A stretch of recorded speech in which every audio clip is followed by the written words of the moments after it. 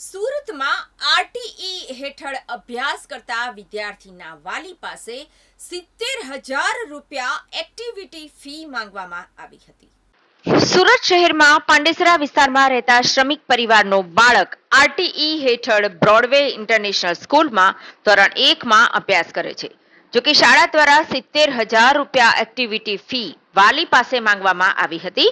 આ મામલે કોર્પોરેટર પૂર્ણિમાબેન દાવલેએ જણાવ્યું હતું કે વાલી મારી પાસે આવ્યા હતા અને તેમના બાળકનું વર્ષ 2024ની અંદર આરટીઈ હેઠળ બ્રોડવે ઇન્ટરનેશનલની અંદર એડમિશન લાગ્યું હતું અને ત્યાં એમનું બાળક પહેલા ધોરણની અંદર ભણી રહ્યું હતું અને હવે વર્ષ પૂર્ણ થવા આવ્યું છે ત્યારે પેરેન્ટ્સને બોલાવવામાં આવ્યા હતા અને કહેવામાં આવ્યું હતું કે 70,000 રૂપિયા એક્ટિવિટી ફી ભરવી પડશે અને ફી ના ભરી શકતા હોય તો એમણે છાપેલું એક રેડીમેડ પેમ્પલેટ આપ્યું હતું ને તેની અંદર લખાણ લખ્યું હતું કે અમે આ સ્કૂલમાંથી સ્વેચ્છાએ બીજી સ્કૂલમાં લઈ જવા તૈયાર છીએ।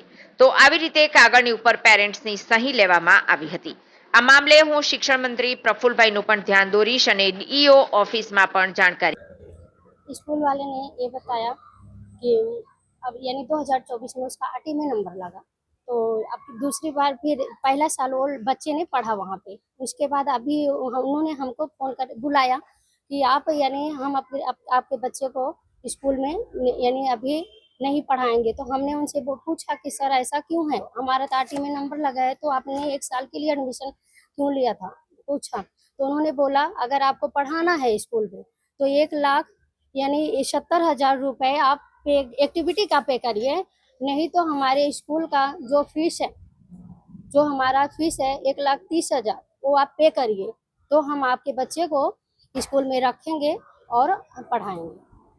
तो हमारे पास हम भाड़े से मकान में रहते हैं और हमारे पास अगर यानी 70,000 भी नहीं है फीस का तो बात नहीं है, 70,000 हम एक्टिविटी का देंगे वो भी नहीं दे सकते सर। तो फिर तो हम उसमें हमने विनती करा कि सर नहीं हमारे पास नहीं है, या तो अगर हमारे पास होता तो हम भाड़े से मकान में रहते, आरटी में क्यों।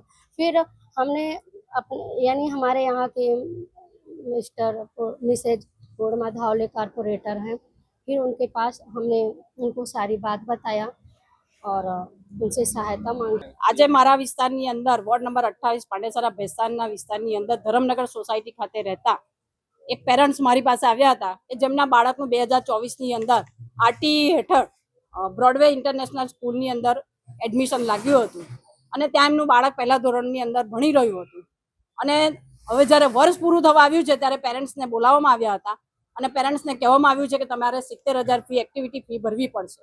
તો એ પેરેન્ટ્સે કીધું કે ભાઈ આરટીઈની હેઠળ તો ફ્રીમાં બાળક ભણાવવાનું હોય છે, પણ તેમ છતાં એમણે કીધું કે એક્ટિવિટી ફી ભરવી પડશે 70,000। જો તેમ તમે ના ભરી શકતા હોય તો એમણે એક છાપેલું તૈયાર પેમ્પલેટ રેડીમેડ કાગળ હતું એ આપ્યું અને એની અંદર લખાણ લખેલું હતું કે અમે આ સ્કૂલમાંથી સ્વેચ્છાએ બીજી સ્કૂલમાં લઈ જવા માટે તૈયાર છીએ। તો આવી રીતના કાગળની પર એ પેરેન્ટ્સની સહી લેવામાં આવી હતી। જ્યારે આરટીઈ હેઠળ બાળકને ભણાવવાનું સ્કૂલની અંદર નંબર લાગ્યો હોય તો આવી રીતે સ્કૂલ સંચાલકો કોઈ કાગળની પર સહી લઈ લે, લખાણ લખેલા કાગળ પર સહી લઈ લે, એ કોઈ વ્યાજબી નથી। અમારી ભાજપ સરકાર ટ્રિપલ એન્જિનની સરકાર હું એમ કહું તો ચાલે।